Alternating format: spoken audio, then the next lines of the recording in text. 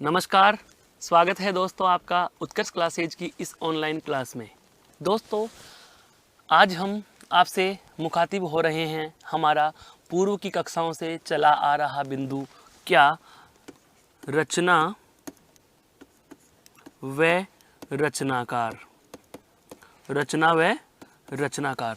दोस्तों, इस बिंदु में हम बात करते चले आ रहे हैं कि कौन सी रचना किस रचनाकार के द्वारा लिखी हुई है। बात करें कि सर प्रश्न कैसे पूछा जाता है, तो आपकी इस परीक्षा में जैसा कि परंपरा में रहा है, पूर्व के पेपरों की हम बात करें तो ये ऑब्जेक्टिव आपके टॉपिक जुड़ा हुआ है। ऑब्जेक्टिव टॉपिक का मतलब इसमें एक या दो प्रश्न आएगा, सारी थ्योरी में से केवल एक या दो प्रश्न आते हैं, और वो एक या दो नाम भी ऐसे आते हैं जो बहुप्रसिद्ध होते हैं, बहुत ज़्यादा सुने सुनाए नाम होते हैं, लेकिन हमें छोड़ना नहीं है। अब इस बिंदु का कोई फिक्स मेथड नहीं होता, लेकिन फिर भी हमने इसको अध्ययन की सरलता हेतु क्या कर लिया, इसको हिंदी साहित्य के समग्र इतिहास को, हिंदी साहित्य के इतिहास को हमने दोस्तों चार भागों में जो बांटकर हम साहित्य के इतिहास में चार भाग पढ़ते हैं। चार भाग कौन कौन से पढ़ते हैं दोस्तों? पहला हम पढ़ते हैं आदिकाल, दूसरा हम पढ़ते हैं दोस्तों भक्तिकाल, तीसरा जो हम पढ़ते हैं दोस्तों वह है आपका रीतिकाल, और चौथा हम जो पढ़ते हैं अंतिम जो होता है वो होता है आपका आधुनिक काल। तो इन कालों में हम हिंदी साहित्य का क्या कर लेते हैं दोस्तों, विभाजन कर लेते हैं, और यह विभाजन केवल अध्ययन की सरलता हेतु किया गया, या हम कहें इतिहासकारों के द्वारा जो इतिहास में जो ग्रंथ उपस्थित हुए, उपलब्ध जो ग्रंथ हुए, उनके अनुसार, उनके लक्षणों के अनुसार, एक समान लक्षणों के अनुसार उनके वर्ग बना दिए गए। कि जैसे आदिकाल में कहा गया कि हिंदी के विकास काल 1050 विक्रम संवत से 1375 तक के लगभग की रचनाएं किसमें गिनी जाएंगी? आदिकाल में गिनी गई। तत्पश्चात एक 1375 से लेकर के 1700 तक की जो रचनाएं थी, विक्रम संवत है समय दोस्तों ध्यान रखना, विक्रम संवत 1375 से लेकर के 1700 तक की जो रचनाएं थी उनको भक्ति काल में स्थान दिया गया। और उसके बाद में 1700 से लेकर के 1900 तक की जो विक्रम संवत की रचनाएं हैं दोस्तों, उनको आपके रीतिकाल में नाम दिया गया। और अंत में हम बात करते हैं जो आधुनिक काल है वह है 1900 विक्रम संवत से आज तक, 1900 से आज तक। दोस्तों हम पूर्व कक्षा की बात करें तो हम आधुनिक काल की रचना और रचनाकारों की चर्चा कर रहे थे, जिसमें हमने सबसे पहले भारतेंदु हरिश्चंद्र अर्थात भारतेंदु युग को पढ़ा। उसके बाद हमारा जो चल रहा बिंदु आ रहा था, जिसमें हम कह सकते हैं दूसरा, पहला युग है भारतेंदु युग अर्थात जागरण काल, जिसका समय 1857 से 1900 ईस्वी तक का था। इसके सबसे पहला कौन सा आता है? भारतेंदु युग अर्थात जागरण काल। और जागरण काल का जो दोस्तों समय था वह था 1857 से 1900 ईस्वी तक, 1900 ईस्वी तक। तत्पश्चात हमने जो लिया वह लिया कौन सा? जागरण सुधार या द्विवेदी युग। कौन सा लिया दोस्तों? द्विवेदी युग। और द्विवेदी युग जो है वह है दोस्तों आपका कब से कब तक, जिसका दूसरा नाम मिलता है जागरण सुधार काल। दूसरा नाम क्या मिलता है इसका? जागरण सुधार काल। समय है इसका 1900 से 1918 तक, 1900 से 1918 तक। उसके बाद हम जो चर्चा करेंगे दोस्तों वह करेंगे आपके प्रसाद युग पर, अर्थात जयशंकर प्रसाद पर, जिसे नाम दिया जाएगा छायावाद। क्या नाम दिया गया? छायावाद। कई किताबों में आपको यह 1918 से 1936 भी मिल सकता है, 1938 भी मिल सकता है। समय सीमा से भ्रमित नहीं होना, अलग अलग इतिहासकार, उनकी अपनी अलग अलग मान्यताएं, अलग अलग सीमा दे दी, पर लगभग यह माना जाता है कि 1936, 37, 38 के आसपास में जाकर के प्रसाद युग या हम कहें छायावाद में धीरे धीरे क्या हो गए थे? नए प्रयोग होने लग गए थे, और इसलिए एक नया युग आ गया जिसको प्रयोगवाद कहा गया, जिसकी समय सीमा 1938 से लगभग 1943 तक मानी जाती है। और 1943 के बाद में आपका जो है प्रगतिवादी या हम कहें प्रगतिवाद आ गया। प्रगतिवाद के बाद में आपका आ जाएगा प्रयोगवाद। प्रगतिवाद के बाद में क्या आ जाएगा आपका दोस्तों? प्रयोगवाद। ये क्रम ऊपर नीचे है, जरा ध्यान रखना इस बात का। तो साहित्य में जो प्रयोग हुआ, साहित्य ने जो प्रगति करी, इन सब वर्णनों को हम अध्ययन की सरलता हेतु विभाजित कर लेते हैं। लेकिन जब हम बात करेंगे हमारे क्या कि सर हमें रचनाएं और रचनाकार पढ़ने हैं, तो मोस्टली आपको बस ध्यान रखना है कहाँ तक का, प्रसाद युग तक का। प्रसाद युग के बाद में सारे के सारे जो रचनाएं अर्थात रचनाकार या लेखक हैं वो मिले जुले हैं। प्रगतिवाद के प्रयोगवाद में भी हैं, प्रयोगवाद के प्रगतिवाद में भी हैं, वही आपके तार सप्तक में भी चले जाते हैं, वही आपके जो साठोत्तरी या नई कविता है तब तक से लेकर के हम ये कहें 1938 से बात करके 1960 तक के जो बीच के, जिसको हम ये कह सकते हैं भारत का जो स्वतंत्रता या स्वाधीनता का समय था, उसमें सारे के सारे कवि या लेखक मिले जुले हैं। खैर हमें इन बातों पर साहित्य की चर्चा नहीं करनी, हमें तो वही वाला हमारा बिंदु जिसको अनवरत आगे बढ़ाना है, क्या, रचनाएं और रचनाकार। दोस्तों हम पूर्व की कक्षा में मैथिली शरण गुप्त तक की बात कर चुके हैं, अब बात करते हैं उनसे आगे की। अब बात करते हैं दोस्तों उनसे आगे की, हमारी हेडिंग क्या हो जाएगी, आधुनिक काल की। इसकी बात करेंगे दोस्तों, आधुनिक काल। और आधुनिक काल का जो समय होता है वह कौन सा है भाई, 1900 से आज तक का, 1900 से आज तक का। अब 1900 से आज तक का एक तरफ तो लिख देंगे दोस्तों रचनाकार, और एक तरफ लिख लेंगे क्या, हम उनकी रचना, एक तरफ क्या लिख लेंगे, उनकी रचना। तो चलो आज हम पहली रचनाकार और पहले रचनाकार की रचनाएं उनको हम चर्चा में लेते हैं। और आज का हमारा जो पहला रचनाकार है राष्ट्रीय कवि, जिनका नाम है रामधारी सिंह दिनकर। राष्ट्र कवि जिनको कहा जाता है, राष्ट्र कवि है कौन आपके, रामधारी सिंह दिनकर। दोस्तों रामधारी सिंह दिनकर, रामधारी सिंह दिनकर, रामधारी सिंह दिनकर की रचनाएं कौन कौन सी हैं, बहुत अच्छे से समझना है। उर्वशी, जो प्रसिद्ध हैं वो बता देता हूं, उर्वशी, रेणुका, उर्वशी, रेणुका। इसके अलावा है आपका रसवंती, रसवंती, द्वंद्व गीत हैं, द्वंद्व गीत, द्वंद्व गीत। इसके अलावा है आपका इतिहास के आंसू हैं, इतिहास के आंसू, इतिहास के आंसू हैं, इतिहास के आंसू। इसके अलावा जैसे रश्मि रथी, रश्मि रथी, हुंकार, हुंकार। ये इस प्रकार की जो रचनाएं हैं वो किसके द्वारा लिखित हैं दोस्तों, आपके रामधारी सिंह दिनकर के द्वारा लिखी हुई हैं। इसके बाद हम अगले रचनाकार पर चलते हैं। तो अगले रचनाकार में आते हैं आपके बहुत महत्वपूर्ण जो रचनाकार हैं, सुभद्रा कुमारी चौहान, सुभद्रा कुमारी चौहान। दोस्तों अगला रचनाकार कौन आते हैं आपके, सुभद्रा कुमारी चौहान। खूब लड़ी मर्दानी वह तो झांसी वाली रानी थी। पंक्तियां याद आ रही हैं, झांसी वाली रानी की पंक्तियां, झांसी की पंक्तियां हैं, खूब लड़ी मर्दानी वह तो झांसी वाली रानी थी। सुभद्रा कुमारी चौहान के द्वारा पंक्ति है वो है। रचना का नाम क्या है, झांसी वाली रानी। रचना का नाम क्या है, झांसी की रानी, झांसी की रानी। और इनके जो है वो रचना में आते हैं समाधि, समाधि। इसके अलावा और आता है प्रभु जी तुम मेरे मन की जानो, प्रभु, प्रभु जी तुम मेरे मन की जानो, प्रभु जी तुम मेरे मन की जानो, प्रभु जी तुम मेरे मन की जानो, प्रभु जी तुम मेरे मन की जानो। ये कौन है आपके, सुभद्रा कुमारी चौहान। इसके अलावा इनकी और रचना लिखना चाहें तो हम लिख सकते हैं दोस्तों, बिखरे मोती हैं, बिखरे मोती। एक और आता है जो इनको बहुत प्रसिद्धि प्रदान कराई थी, उन्मादिनी। उन्मादिनी भी सुभद्रा कुमारी चौहान की है। एक दो बार सब्जेक्ट की परीक्षाओं में पूछा गया प्रश्न है, उन्मादिनी किसकी रचना है। विकल्प में महादेवी वर्मा और सुभद्रा कुमारी चौहान में विद्यार्थी भ्रमित हो जाते हैं, तो ध्यान रखना उन्मादिनी सुभद्रा कुमारी चौहान की रचना है। उन्मादिनी सुभद्रा कुमारी चौहान की रचना है। महादेवी वर्मा वही जिन्होंने यामा पर बिल्कुल पुरस्कार प्राप्त किया था, अकादमी पुरस्कार जिन्होंने प्राप्त किया था। अगला नाम आता है आपका माखनलाल चतुर्वेदी। अगला नाम कौन सा आता है दोस्तों आपका, माखनलाल चतुर्वेदी, माखनलाल चतुर्वेदी, माखनलाल चतुर्वेदी, जिनकी बहुत अच्छी अच्छी रचनाएं हैं, जिनको पुरस्कृत भी किया गया था। याद आ रहा हो तो प्रथम साहित्य अकादमी पुरस्कार मिला था दोस्तों।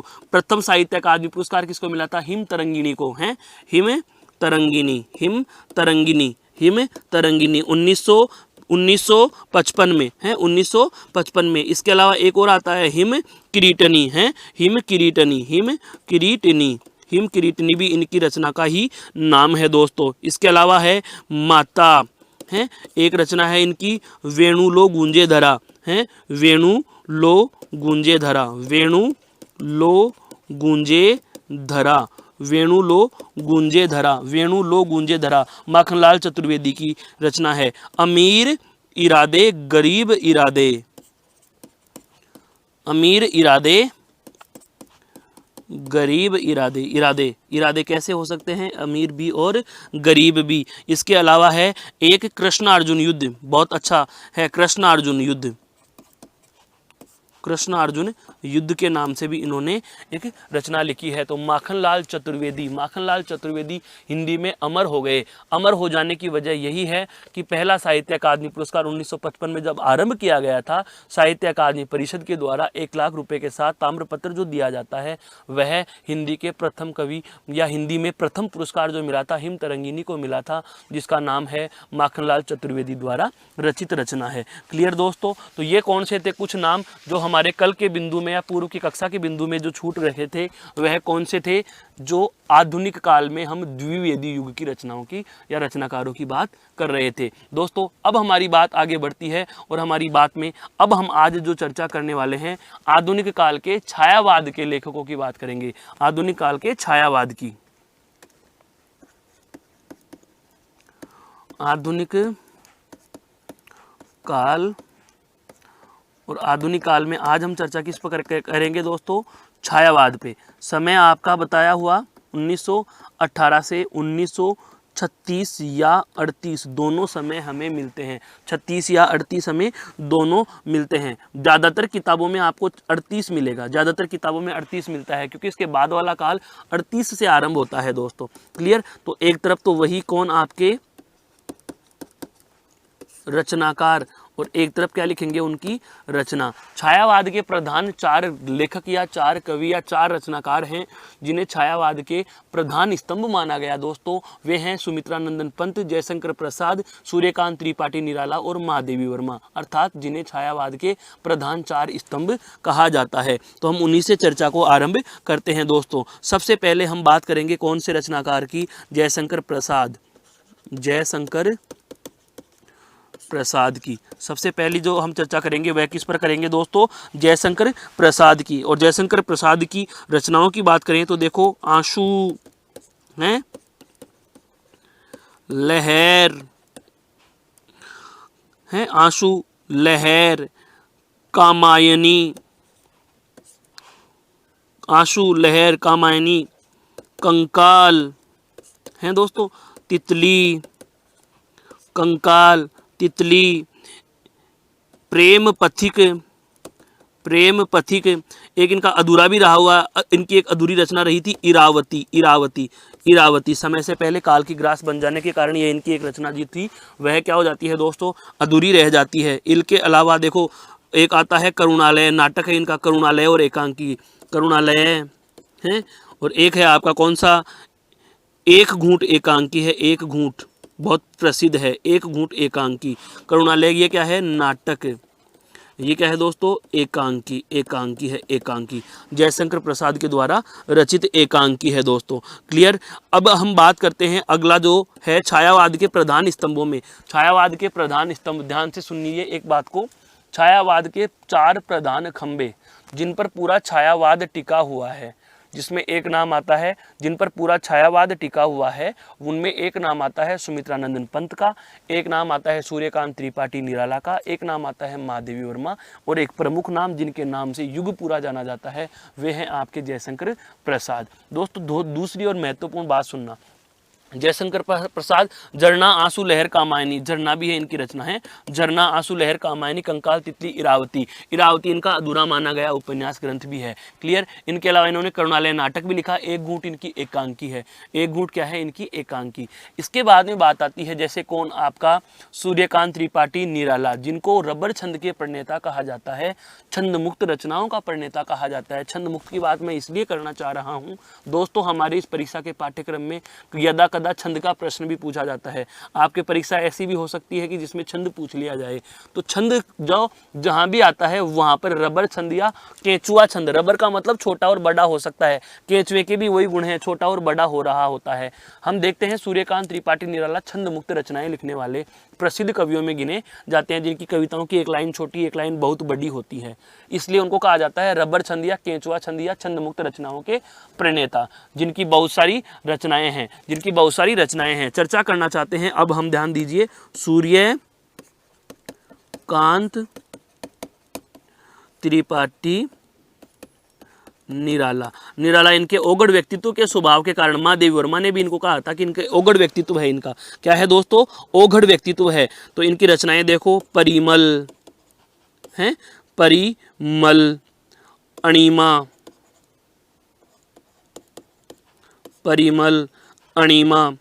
है, गीतिका, परिमल, अणिमा, गीतिका,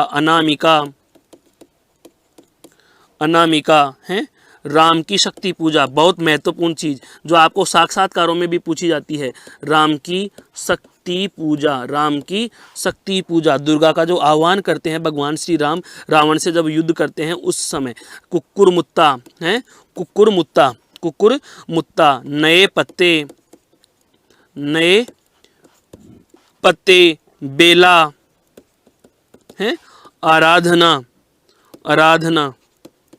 है, अर्चना, गीत गूंज है दोस्तों, गीत गूंज, ये क्या है आपके सूर्यकांत त्रिपाठी निराला की ऐसी रचनाएं हैं जिनका बहुत ज़्यादा प्रकाश और प्रसार होता है। एक बहुत अच्छी रचना है दोस्तों इनकी, जिसको कहा जाता है जूही की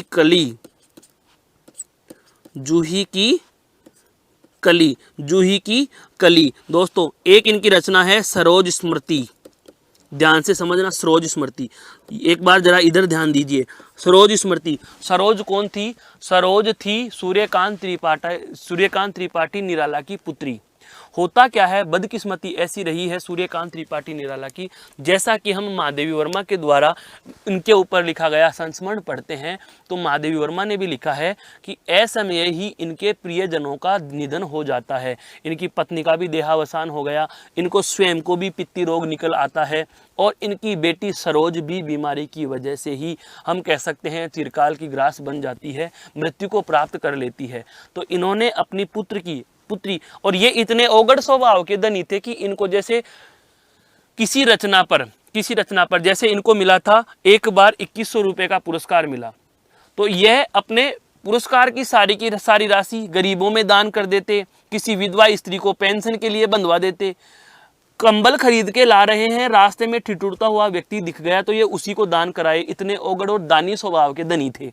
यही वजह थी कि इनके पास संचय करके रखा गया कुछ भी धन नहीं था, इनकी बेटी को ये बचा भी नहीं पाए। लेकिन उससे ये इतने ज़्यादा प्रभावित या पीड़ित होते हैं कि उन्होंने अपनी बेटी के नाम पर कविता लिख डाली, जिसका नाम था सरोज स्मृति। याद क्यों रखनी है? ये इसलिए याद रखनी है, सरोज स्मृति को कहा जाता है विश्व हिंदी साहित्य का शोक गीत, अर्थात हिंदी साहित्य में सबसे ज्यादा दुखद कोई रचना है तो वह सरोज स्मृति को कहा गया है। किसको कहा गया है दोस्तों? सरोज स्मृति को। और इनकी एक रचना प्रसिद्ध जो रही है वह रही है आपको कौन सी? राम की शक्ति पूजा।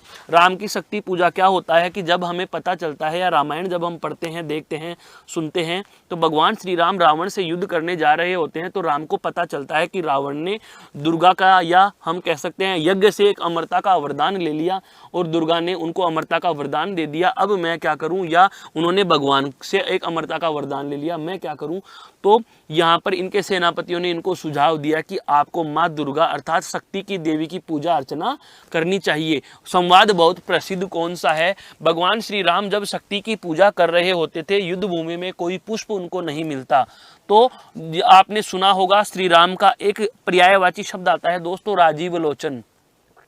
राजीव लोचन, कमल के पुष्प के समान आंखें। तो इनको वह वाली बात याद आ जाती है कि मुझे कमल के पुष्प के समान आंखों वाला कहा जाता है, अर्थात मेरी आंखें कमल के पुष्प के जैसी हैं। तो इस भगवान श्री राम अपनी आंख निकाल करके माँ शक्ति की पूजा में अर्चना करना चाहते हैं। इतने में ही माँ शक्ति प्रकट होकर के इनको विजय वरदान दे देती है। ये इस प्रकार से जो एक कविता या इनकी रचनाओं की जो भूमिका है यह बहुत ही महत्वपूर्ण है, जो आपको सदैव से याद रखनी है दोस्तों। तो दो रचनाकार हम चर्चा में ले चुके, एक जयशंकर प्रसाद, एक सूर्यकांत त्रिपाठी निराला। अगले की हम बात करते हैं दोस्तों, छायावाद के प्रधान 4 स्तंभों में जयशंकर प्रसाद हो गया, निराला हो गया। अगले की हम बात करते हैं आपके, जिनको नाम क्या कहा जाता है, सुमित्रानंदन पंत। हेडिंग डाल देंगे वही आधुनिक काल। और आधुनिक काल में दोस्तों छायावाद की बात कर रहा हूं। आधुनिक काल में किसकी बात कर रहा हूं? छायावाद की बात कर रहा हूं। एक तरफ नाम हो जाएगा क्या, रचनाकार का, और एक तरफ हो जाएगी क्या, उनकी रचना। रचनाकार और रचना। हम बात करेंगे अब दोस्तों किसकी, सुमित्रानंदन पंत की। किसकी बात करेंगे? सुमित्रानंदन पंत की। दोस्तों एक बहुत अच्छी कहानी और बता देता हूं। मेरे एक दोस्त के साथ एक बार होता क्या है वाकया, सुमित्रानंदन पंत, ये नाम महिला की तरह लग रहा है। नाम कैसे लग रहा है? ये महिला की तरह लग रहा है। बीएड की परीक्षा में जब लिखित पेपर हो रहा था, विषय हिंदी का पेपर हो रहा था, आपको भी ऐसे प्रश्नों का सामना करना पड़ता है किसी कवि या लेखक की जीवनी पर, या किसी या लेखक या कवि के व्यक्तित्व या कृतित्व पर हमें प्रश्न पूछ लिया जाता है। एक बार परीक्षा में मोहन को पूछा गया, या मोहन और सोहन दोनों को पूछ लिया गया। उनकी परीक्षा में आया हुआ प्रश्न बता रहा हूँ। ऐसा हुआ था कि सुमित्रानंदन पंत के जीवन पर प्रकाश डालिए। दोस्तों प्रश्न क्या दे दिया गया? सुमित्रानंदन पंत के जीवन पर प्रकाश डाल दिए। मेरा साथी जो सोहन बैठा है पीछे, उसको पता था सुमित्रानंदन पंत एक पुरुष हैं। मोहन पढ़ के ही नहीं आया था, उसने देखा सुमित्रा है, जाहिर सी बात है महिला होगी, तो उन्होंने तुक्के मारना आरंभ कर दिया। सुमित्रा एक बहुत अच्छी महिला थी, सुमित्रा बहुत अच्छी गृहिणी थी, इनको बहुत ज़्यादा नॉलेज था, हिंदी की बहुत अच्छी ज्ञाता थी। जो भी उनको जोड़ना तोड़ना कुछ था, एक पूरा पैराग्राफ बनाने के बाद में मोहन की जो कॉपी है सोहन के नज़र में आ जाती है कि यार तू क्या लिख रहा है, सुमित्रानंदन पंत तो है, महिला नहीं है, पुरुष है। तो अब उसने पूरा उत्तर तो बना दिया और स्त्रीलिंग बना करके लिख दिया। पुल्लिंग कैसे बनाए? तो उसको आइडिया दिया कि एक काम कर, जहाँ जहाँ थी लिखा वहाँ था कर दे। तो लाइनें क्या बन गई दोस्तों? सुमित्रानंदन एक बहुत अच्छी गृहिणी था, हैं, बहुत अच्छी महिला था। तो इस तरीके से भी आपको ध्यान रखना है कि नाम पर न जाएं, नाम पर न जाएं। सुमित्रानंदन पंत जो हैं वो पुरुष हैं, प्रसाद पंत और निराला 3 पुरुष हैं, और एक है महिला जो छायावाद के प्रधान स्तंभों में गिनी जाती है, आपके महादेवी वर्मा जिनको कह सकते हैं। क्लियर? चलते हैं दोस्तों इनकी रचनाओं पर, ध्यान दो जरा। हैं सुमित्रानंदन पंत, सुमित्रानंदन की पंत की जो रचनाएं हैं उन पर देखो। सबसे पहली रचना आती है इनकी क्या? पल्लव। सबसे पहली रचना कौन सी है दोस्तों? पल्लव। पल्लव के बाद में है इनकी रचना ग्रंथि। ग्रंथि के बाद में इनकी रचना आती है उच्छ्वास। है उच्छ्वास, उग्र विपगु जिसको हम बोलते हैं, उच्छ्वास, उच्छ्वास, उच्छ्वास। उसके बाद में आती है दोस्तों इनकी रचना गुंजन। फिर एक रचना है इनकी दोस्तों युगांत। क्या है भाई? युगांत।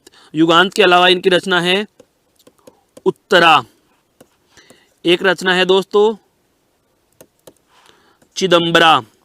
कौन सा रचना है दोस्तों? चिदंबरा। चिदंबरा के अलावा दोस्तों एक रचना है इनकी लोकायतन। क्या नाम है? लोकायतन। लोकायतन के अलावा है युगवाणी। महत्वपूर्ण रचनाओं की बात कर रहे हैं, युगवाणी। युगवाणी के अलावा एक है खादी के फूल। यह बहुत महत्वपूर्ण है। खादी के फूल महत्वपूर्ण इसलिए है क्योंकि यह अमिताभ बच्चन के पिताजी हरिवंश राय बच्चन के साथ मिलकर लिखी थी इन्होंने। हरिवंश राय बच्चन के साथ लिखी, हरिवंश राय बच्चन के साथ लिखी थी इन्होंने खादी के फूल। इसके अलावा है स्वर्ण किरण, है स्वर्ण किरण, स्वर्ण धूली, स्वर्ण धूली, है पतझड़। पतझड़ भी कह सकते हैं, पतझड़ या पतझड़। एक है इनकी ग्राम्या। कौन सी है दोस्तों? ग्राम्या। बहुत सारी रचनाएं हैं दोस्तों। अगली बात करते हैं हम महादेवी वर्मा की। छायावाद की अंतिम जो महत्वपूर्ण कवयित्री है जिसका नाम क्या है दोस्तों? महादेवी वर्मा। और महादेवी वर्मा की हम बात करें तो देखो निहार, निहार रश्मि, निहार रश्मि, नीरजा और सांध्य गीत। और इन चारों रचनाओं का इन्होंने संकलन किया था दोस्तों किसमें? यामा में, जिस पर 1982 में इनको पुरस्कृत किया गया था। 1982 में इनको क्या दिया गया था दोस्तों?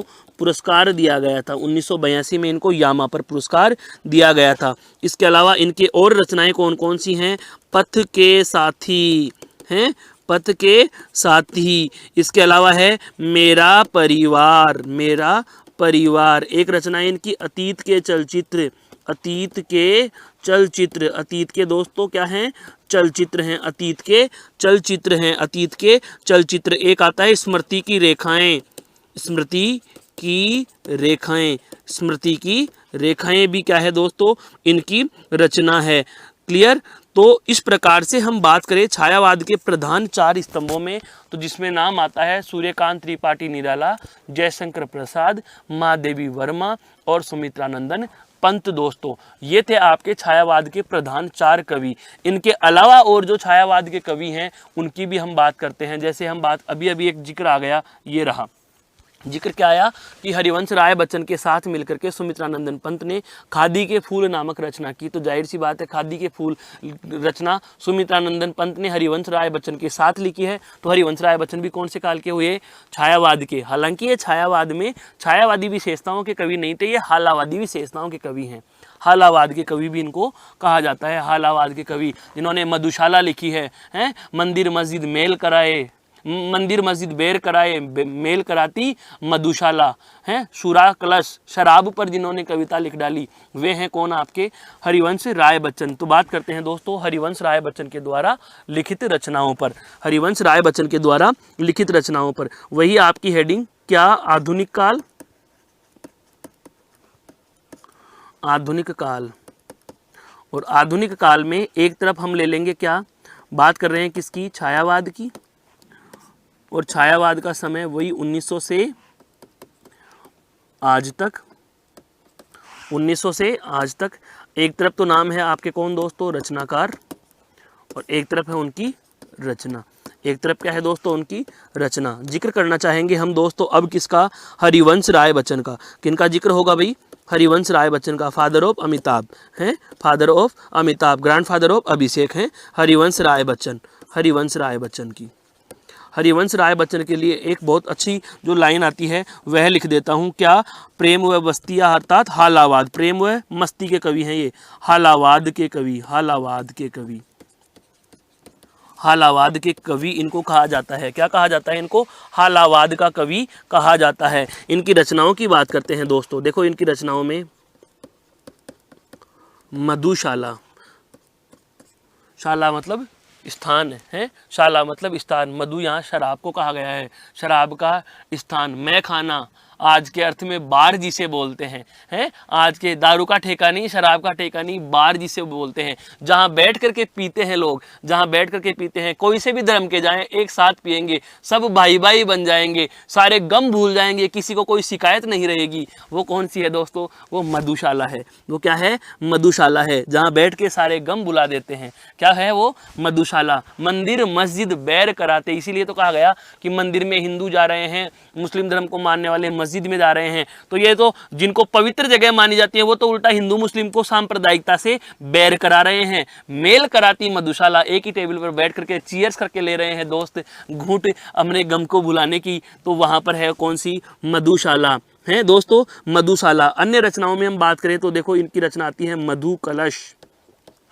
क्या आती है दोस्तों, मधु कलश। एक है कौन, मधुबाला, मधुबाला, नायिका की बात नहीं कर रहा हूँ, रचना की बात कर रहा हूँ दोस्तों, हैं मधुबाला। और रचनाएं हैं निशा निमंत्रण, और रचनाओं में आता है दोस्तों निशा निमंत्रण, निशा निमंत्रण, निशा को बुलावा।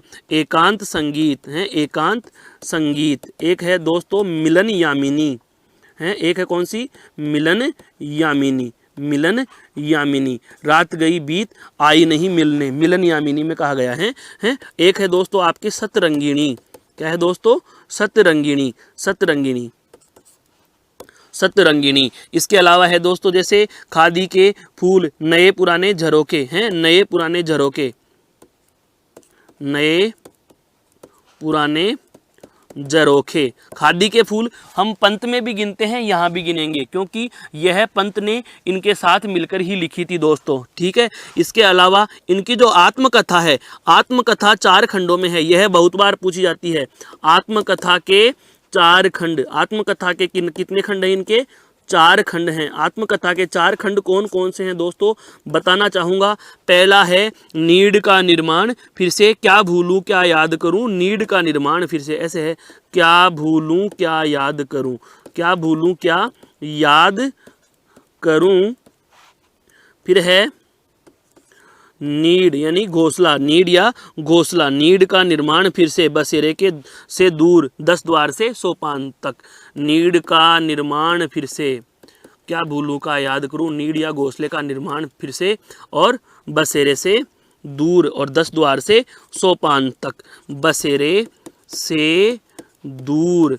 और चौथी या अंतिम जो इनकी आत्मकथा का भाग है वह है 10 द्वार से सोपान तक, 10 द्वार से सोपान तक, 10 द्वार से सोपान तक। यह है आपके हालावाद के प्रमुख रचनाकार या हालावाद के प्रमुख कवि, प्रेम, रोमांच और मस्ती का कवि जिनको कहा गया, हरिवंश राय बच्चन की महत्वपूर्ण रचनाओं पर प्रकाश डाला दोस्तों। अब हम बात करते हैं और आधुनिक काल के, अभी समाप्त नहीं हुए हैं आधुनिक काल के और रचनाकार और उनकी रचनाएं दोस्तों। तो वही वाली बात, हमारी हेडिंग तो क्या है, आधुनिक काल दोस्तों। यह आधुनिक काल है और आधुनिक काल में हम एक तरफ नाम लिखेंगे किसका, रचनाकार का, और एक तरफ लिख लेंगे क्या, उनके द्वारा लिखी गई रचना। साथ में कोई बेसिक सी महत्वपूर्ण बात आ रही है, साथ में मैं वह भी आपके साथ साझा करता चला जा रहा हूं दोस्तों। वैसे आधुनिक काल के छायावाद के बाद आता है दोस्तों प्रगति हो गई काव्य में, तो हम कह सकते हैं प्रगतिवाद 1938 से 1943 तक। लेकिन हम बात करते हैं रचनाकारों की, तो रचनाकारों में जैसे नाम आता है नागार्जुन, रचनाकारों में नाम कौन सा आता है दोस्तों, नागार्जुन। नागार्जुन की रचनाएं देखो, प्यासी पथराई आंखें, प्यासी पथराई आंखें, प्यासी पथराई आंखें हैं, सतरंगी पंखों वाली, सतरंगी पंखों वाली, सतरंगी पंखों वाली, तालाब की मछलियां हैं, तालाब की मछलियां, तालाब की दोस्तों मछलियां हैं। तुमने क्या कहा था, तुमने क्या कहा था, आखिर ऐसा क्या कह दिया मैंने, आखिर ऐसा क्या कह दिया मैंने। ये इस प्रकार की जो अच्छी रचनाएं हैं दोस्तों, किनकी, नागार्जुन की। अगले जो अपने रचनाकार आते हैं वे आते हैं त्रिलोचन। कौन आते हैं दोस्तों, त्रिलोचन। और त्रिलोचन की जो महत्वपूर्ण रचना है वह आती है मैं उस जनपद का कवि हूँ, मैं उस जनपद का कवि हूँ, मैं उस जनपद का कवि हूँ, मैं उस जनपद का कवि हूँ, मैं उस जनपद का कवि हूँ हैं। इसके अलावा जैसे हम बात करते हैं और धरती, ताप के ताए दिन, ताप के ताए दिन, ताप के ताए दिन, ताप के ताए दिन दोस्तों। और आती हैं जैसे एक रचना और अब बहुत प्रसिद्ध है, कौन सी, जो नागार्जुन की है, रतिनाथ की चाची। ये याद रखना, ये पूछा गया था एक बार परीक्षा में, रतिनाथ की चाची, रतिनाथ की चाची पूछा गया था। बिल्कुल, ये इनके क्या हैं, उपन्यास रचना है, ये उनकी उपन्यास विधा की रचना है, उपन्यास। ये एक बार परीक्षा में पूछा गया था, सब्जेक्ट की परीक्षा में पूछा गया था। मैं उस जनपद का कवि हूँ, धरती ताप के ताए दिन। ये सारी की सारी रचनाएं किसकी हैं दोस्तों, आपके त्रिलोचन महोदय की हैं। किसकी हैं दोस्तों, त्रिलोचन महोदय की हैं। अगला नाम ले लेते हैं हम जैसे केदारनाथ अग्रवाल का। किसका नाम लेते हैं दोस्तों, केदारनाथ अग्रवाल। केदारनाथ अग्रवाल की एक बहुत महत्वपूर्ण रचना है नींद के बादल हैं दोस्तों। कौन सी है, नींद के बादल, नींद के बादल, नींद के बादल हैं। युग की गंगा, युग की गंगा। एक है दोस्तों आग का आईना, आग का आईना, आग का क्या है दोस्तों, आईना है, आग का आईना, आग का आईना। एक है फूल नहीं रंग बोलते हैं, फूल नहीं रंग बोलते हैं, फूल नहीं रंग बोलते हैं। तो इस प्रकार से ये कुछ प्रगतिवादी या प्रगतिकाल के कवि मैंने आपके साथ साझा किए हैं। प्रगतिवाद क्या, प्रगतिवादी या प्रगतिकालीन कवि मैंने आपके साथ साझा किए हैं दोस्तों। क्लियर। अब आती है जो महत्वपूर्ण बात आएगी हमारी इसी आधुनिक काल के जो हम वर्तमान स्थिति पर आ रहे हैं। आधुनिक काल के हम वर्तमान स्थिति पर आ रहे हैं। वर्तमान स्थिति में हम जो आज चर्चा करने वाले हैं वह अब चर्चा होगी दोस्तों आपके तार सप्तक पर। किस पर बात करेंगे दोस्तों? तार सप्तक पर, अर्थात तार सप्तक के कवि। बात आती है तार सप्तक आरंभ कहाँ से हुए। तार सप्तक है क्या चीज? तार सप्तक है दोस्तों एक समान। तार सप्तक क्या है? एक समान लक्षणों या एक समान भावधारा जैसी कविताएं लिखने वाले 7 कवियों के एक समूह को तार सप्तक कहा जाता है। पुनः समझना, 7 ऐसे कवियों का समूह है जिनकी कविताओं की भावधारा या एक समान लक्षणों वाली वो क्या लिखते हैं? रचनाएं लिखते हैं। तो उन कवियों को एक वर्ग में गिना गया, एक ग्रुप बना दिया गया जिनको तार सप्तक के एक तार में उनको पिरो दिया, जिसको कहा जाता है एक समान भावधारा वाली कविताओं के एक समान भावधारा वाली कविता लिखने वाले 7 कवियों या रचनाकारों का समूह है। रचनाकारों का समूह है। रचनाकारों का समूह है। रचनाकारों का समूह है क्या कहलाएगा दोस्तों? तार सप्तक कहलाएगा। क्या कहलाएगा? तार सप्तक कहलाएगा। एक समान भावधारा की अर्थात एक जैसी विशेषताएं रखने वाले या एक जैसे अर्थ की प्रधानता रखने वाले 7 कवियों के नामों का संकलन एक साथ पिरो दिया गया, वह है आपका तार सप्तक।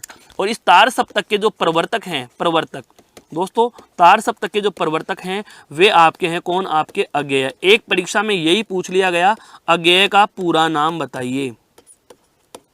क्या पूछ लिया गया दोस्तों? अज्ञेय का पूरा नाम बताइए। ऐसे लगता है जैसे कि कोई बहुत बड़ा नाम है या 4-5 नामों को जोड़कर एक नाम बनाया गया है। नाम लिखना चाहूँगा दोस्तों। इनका नाम बहुत बार पूछा गया है। और सबसे पहला जो नाम आता है वह आता है आपका क्या?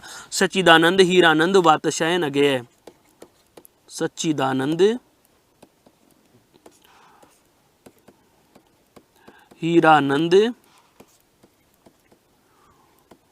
वात्स्यायन अज्ञेय। दोस्तों ये 4 नहीं, एक ही व्यक्ति है।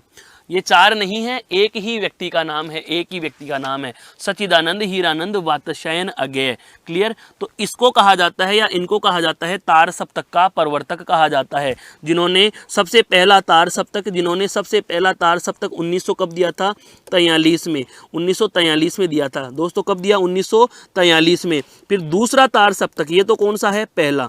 दूसरा तार सप्तक आता है दोस्तों आपका 43 और 8 51 1951 में। फिर तीसरा आता है 1951 और 8 59 1959 में आता है। और चौथा और अंतिम तार सप्तक जो आता है दोस्तों वह आता है 1979 में। 1979 में। ये 4 तार सप्तक हैं। यह है आपका प्रथम, यह है आपका द्वितीय, यह है आपका तृतीय और यह है आपका चतुर्थ।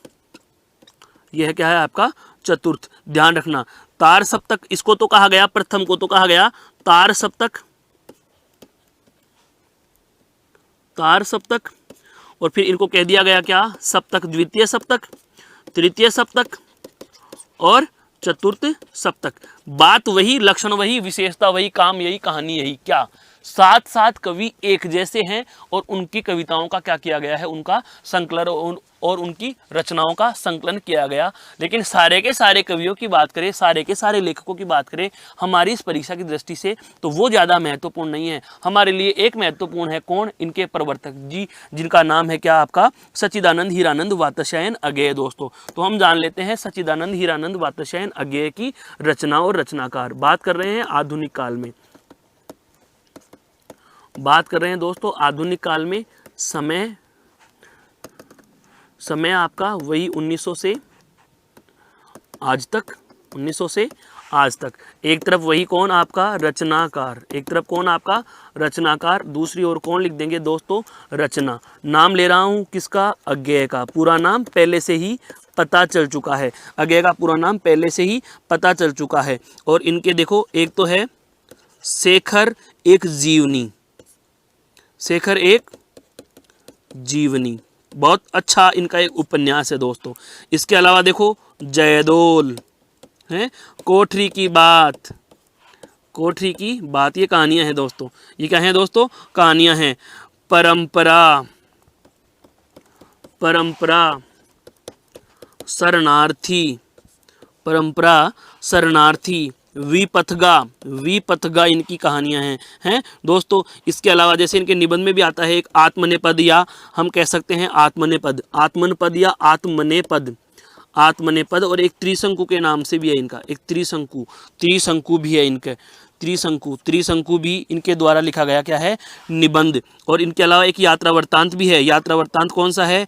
अरे यायावार रहेगा याद, घूमने वाला कवि कहा जाता है, घुमक्कड़ी कहा जाता है इनको। अरे यायावार, अरे यायावार रहेगा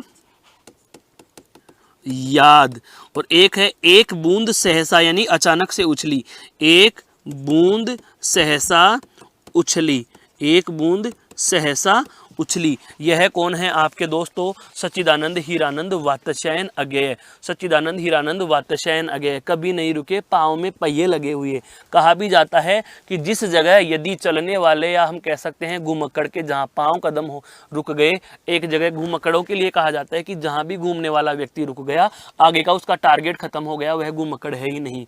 यात्री सच्चा वही है जो अपनी मंजिल पर पहुंचे ही उसके अगले मंजिल का या अगले योजना का दिमाग में पूरा नक्शा बन जाता है। उदाहरण समझिए, हम यहाँ से जा रहे हैं, हमें जाना है यहाँ से कोलकाता। कोलकाता जाने के बाद अगर यात्री सच्चा होगा तो कोलकाता जाने के बाद ठहरेगा नहीं। जैसे ही वह कोलकाता पहुँचेगा, उसके दिमाग में अन्यत्र कहीं जाने का, उसके दिमाग में अन्य कहीं स्थान का भ्रमण करने का एक तुरंत से विचार कौंध जाता है। अर्थात सच्चा यात्री वही है जो कहीं रुक नहीं सकता, जो एक जगह टिक नहीं सकता, उसे ही क्या कहा गया है? सच्चा यात्री कहा गया है दोस्तों। क्या कहा गया है? सच्चा यात्री कहा गया है। अगले हम जो महत्वपूर्ण लेखक है उसकी बात करते हैं दोस्तों। और अगला महत्वपूर्ण लेखक लेना चाहूँगा मैं आपका रघुवीर सहाय।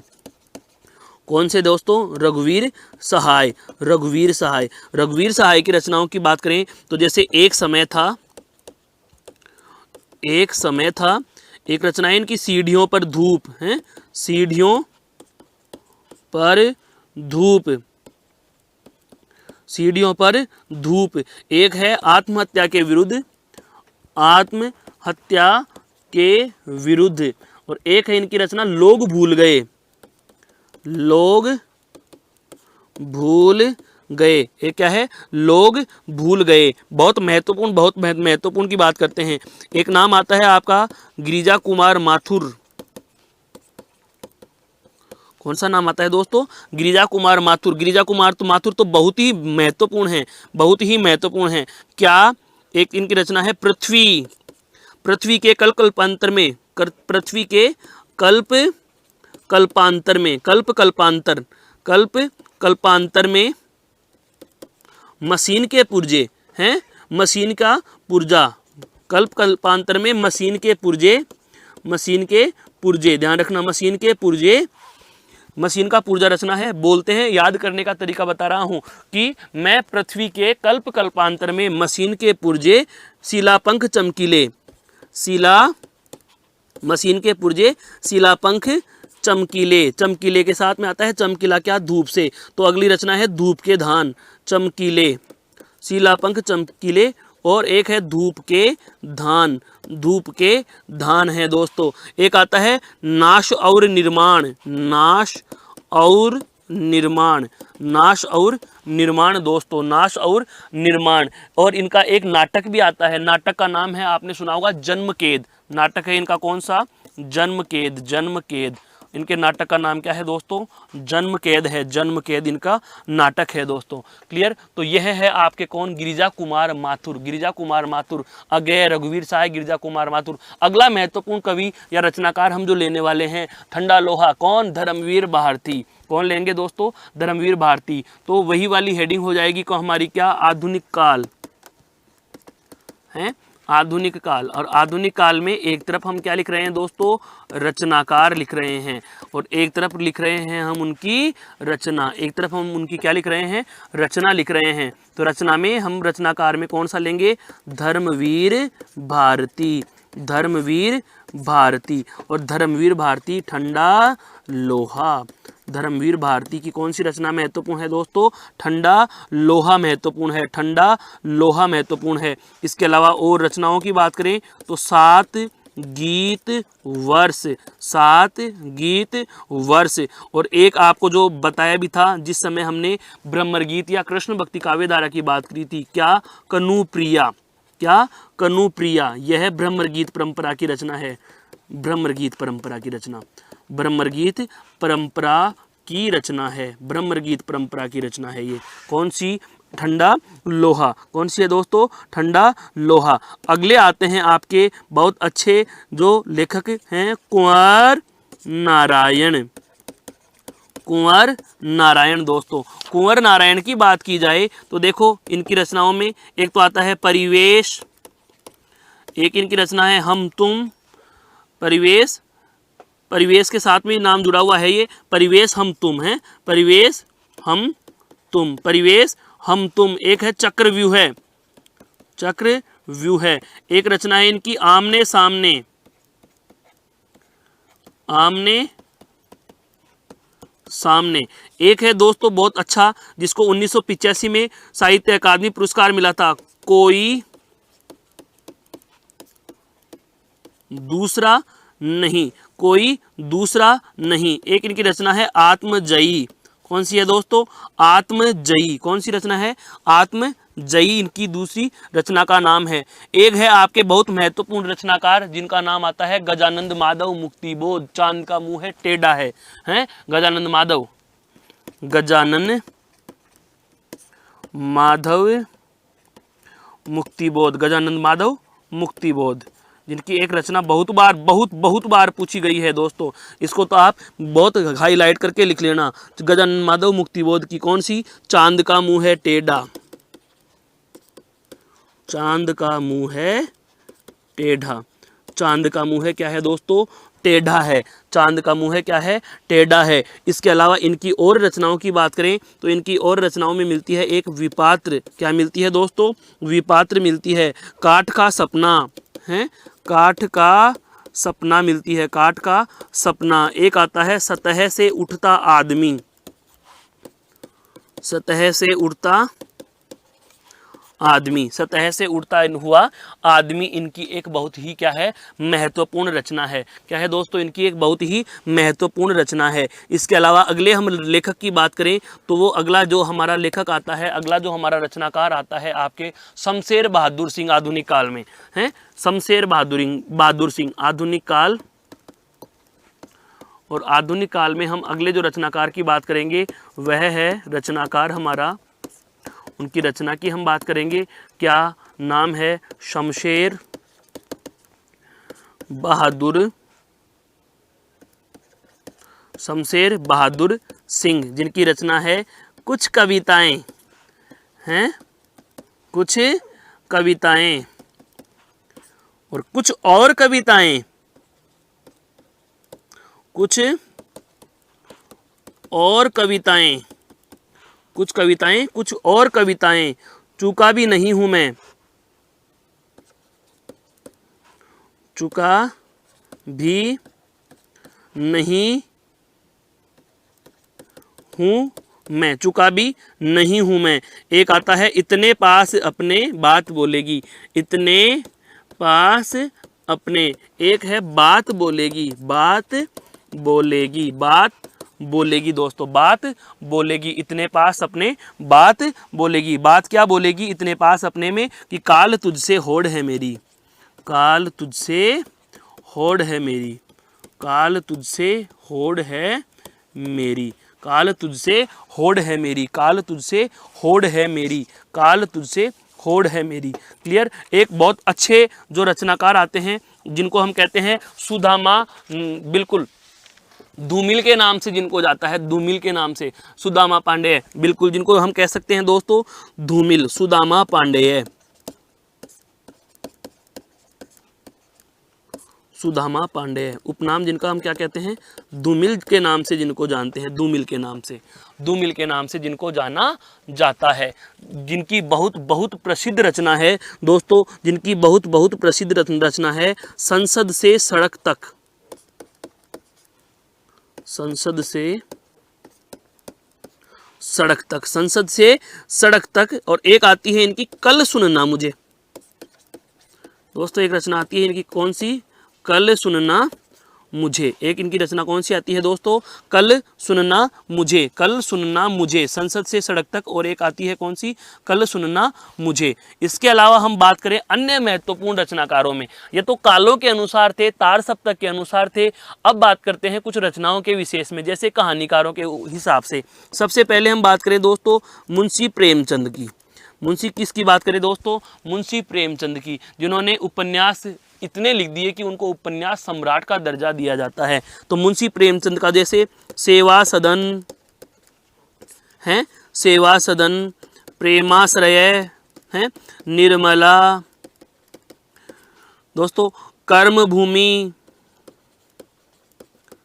गबन, गोदान है, वरदान, संग्राम, अन्य रचनाओं में है संग्राम, एक आता है करबला, संग्राम, करबला है। इनकी कहानियों की बात करें, जैसे दो बैलों की कथा, दो बैलों की कथा, हामिद चिमटे वाली ईदगाह है, ईदगाह है, ईदगाह है, ईदगाह है, दो बैलों की कथा, जूरी के दो बैल हीरा और मोती थे, दो बैलों की कथा, नमक का दरोगा है दोस्तों, नमक का दरोगा, पंडित अलोपीदीन वाली कहानी, सूरदास की झोपड़ी है, सूरदास की झोपड़ी। ये आपके अन्य रचनाकारों में, या हम कहें अन्य लेखक या अन्य रचनाकारों में बहुत महत्वपूर्ण लेखक या रचनाकार आपके साथ मैंने साझा किए हैं। इसके साथ आते हैं आपके जो बाल मनोवैज्ञानिक, या हम कहें जिनको मनोवैज्ञानिक कहानियों के रचनाकार के रूप से भी हम जानते हैं, जिनका नाम है आपके दोस्तों जैनेन्द्र जी महोदय। तो हम बात करें जैनेन्द्र कुमार की रचनाओं की, ये भी आप ध्यान रखना। एक तरफ रचना, ये अन्य रचनाकार बता रहा हूं दोस्तों, अन्य रचनाकार, अन्य आधुनिक रचनाकार, अन्य आधुनिक रचनाकार, अन्य आधुनिक रचनाकार में आपका नाम आता है किसका, जैनेन्द्र महोदय। कौन है दोस्तों, जैनेन्द्र महोदय। जैनेन्द्र महोदय की रचना आती है एक रात, एक रात मास्टर जी, एक रात मास्टर जी व, एक रात मास्टर जी व पत्नी अपना अपना है, अपना अपना भाग्य, अपना अपना भाग्य, अपना अपना भाग्य पर क्या कर रहे हैं, विचार कर रहे हैं। इतने में देखा कि एक चोर है, इतने में देखा कि एक चोर, क्या हो रहा है, एक चोर वातायन से देखा दो चिड़ियां उड़ रही हैं, वातायन से दो चिड़ियां उड़ रही हैं, और एक चोर ने घर के अंदर प्रवेश कर लिया, घर के अंदर से प्रवेश कर लिया, और क्या चुरा ली दोस्तों, पाजेब चुरा ली। क्या चुरा ली दोस्तों, पाजेब चुरा ली। एक रात मास्टर जी और उनकी पत्नी अपने अपने भाग्य पर बातें कर रहे थे कि इतनी देर में एक चोर आया, वातायन से दो चिड़ियां उड़ गई, और चोर ने अपनी पाजेब, या चोर ने उनकी पाजेब चुरा ली दोस्तों, चोर ने उनकी क्या चुरा ली दोस्तों, पाजेब चुरा ली है। और उसके बाद नीलम देश की राजकन्या ने, ये सारा का सारा मामला नीलम देश की राजकन्या ने, नीलम देश की राजकन्या ने उसे क्या कर दी, फांसी दे दी। नीलम देश की राजकन्या ने उस चोर को क्या दे दी दोस्तों, फांसी दे दी। इस तरीके से अभी आप इस जैनेन्द्र की कहानियों को याद रख सकते हैं, जैनेन्द्र की कहानियों को याद आप रख सकते हैं। इसके अलावा एक नाम आपके लिए बहुत अच्छा और प्यारा सा नाम है, कौन, आपकी मन्नू भंडारी। कौन दोस्तों, मन्नू भंडारी। मन्नू भंडारी को भी हम भूलेंगे नहीं, मन्नू भंडारी हैं। जैसे तू अकेली यह है, तू अकेली यह नई नौकरी नहीं कर पाएगी, नई नौकरी नहीं कर पाएगी, तू अकेली यह नई नौकरी नहीं कर पाएगी। कि यही सच है कि तू, यही सच है कि तू रानी माँ के चबूतरे पर बैठ करके सोच है, रानी माँ का चबूतरा, रानी माँ का चबूतरा। मनु तू बहुत छोटी है, तू अकेली यह नई नौकरी नहीं कर पाएगी, क्योंकि तुझे अब रानी माँ के चबूतरे पर बैठकर सोचना चाहिए कि एक प्लेट सैलाब आया नहीं और तू कह देगी एक प्लेट सैलाब, एक प्लेट का मतलब एक प्लेट सैलाब आएगा और तू कह देगी क्या कि मुझसे यह नौकरी नहीं होती, मैं हार गई, मैं हार गई। ये इस तरीके से भी आप कहानी के रूप में भी या स्टोरी के रूप में भी बना करके आप क्या कर सकते हो दोस्तों, इन रचनाएं और रचनाकारों को याद कर सकते हो। जैसे अभी अभी मैंने दोनों की ट्रिक बताई है ना आपको कि एक रात मास्टर जी और उनकी पत्नी अपने अपने भाग्य के बारे में विचार कर रहे थे कि अचानक से एक चोर आता है और वातायन से दो चिड़ियां उड़ती हैं। चोर जो है पाजेब चुरा कर ले गया और सारा मामला नीलम देश की राजकन्या को बताया जाता है, जिन्होंने चोर को क्या दे दी, फांसी दे दी। इस तरीके से याद कर लेते हो। मैंने मन्नू भंडारी को कहा था कि तू अकेली यह नई नौकरी नहीं कर पाएगी, यही सच है कि तू रानी माँ के चबूतरे के ऊपर बैठ करके सोच कि एक प्लेट सैलाब आया नहीं थी, तू कह देगी कि मैं अब हार गई, यह मेरे बस की बात नहीं है दोस्तों, यह मेरे बस की बात नहीं है, मैं हार गई हूं। चलते हैं दोस्तों हमारे अगले रचनाकार पर, और अगले रचनाकार जो बहुत महत्वपूर्ण हैं, जिनकी एक बार पहले भी मैंने चर्चा की थी, याद आ रहा हो तो यशपाल। यशपाल बिल्कुल स्वतंत्रता सेनानियों में नाम जिनके गिने जाते हैं, यशपाल महोदय। यशपाल महोदय जिनको बहुत बार जेल में भी जाना पड़ा था, हैं जिनको बहुत बार जेल में भी जाना पड़ा था, और जेल में रहते रहते ही उन्होंने क्या लिख दिया था, पिंजरे की उड़ान लिख दी थी कि जेल में से कैसे उड़ना है। पिंजरे की उड़ान है, पिंजरे की उड़ान। तर्क का तूफान, तर्क का तूफान, पिंजरे की उड़ान। एक इनकी रचना है उत्तराधिकारी। एक इनकी रचना है तुमने क्यों कहा था, हैं तुमने पहले ऐसा क्यों कहा था, तुमने क्यों कहा था, तुमने क्यों कहा था। एक इनकी रचना है मनुष्य के रूप। मनुष्य के रूप, व्यापारी बन के आए और राज करने लग गए अंग्रेजों के, हैं दादा कामरेड। दादा कामरेड, दादा कामरेड। देशद्रोही, देशद्रोही 2-3 बार परीक्षाओं में पूछा गया।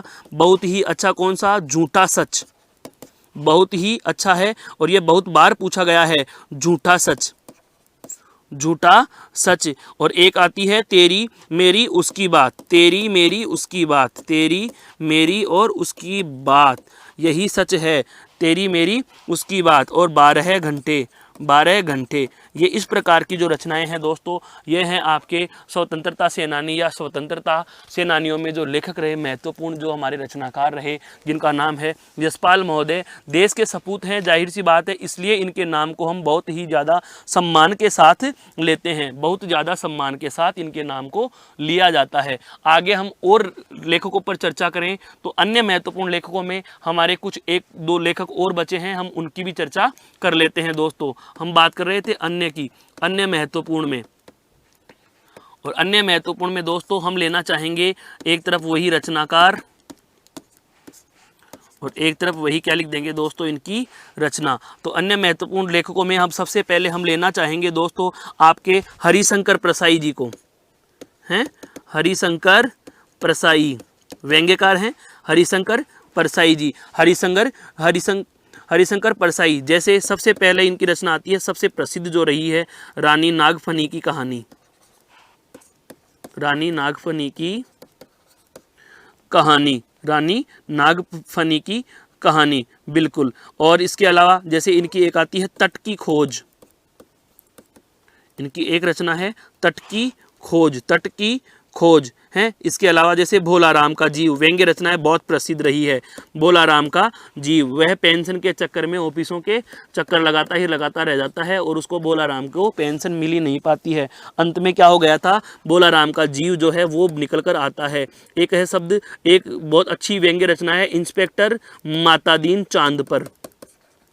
इंस्पेक्टर मातादीन को कहाँ भेजा गया था, चांद पर भेज दिया। यह भी इनकी एक व्यंग्य रचना रही है दोस्तों, इंस्पेक्टर मातादीन चांद पर हैं। अगले रचनाकार जिसमें महत्वपूर्ण आते हैं आपके फणीश्वर नाथ रेणु हैं। अगले नाम है फणीश्वर नाथ रेणु।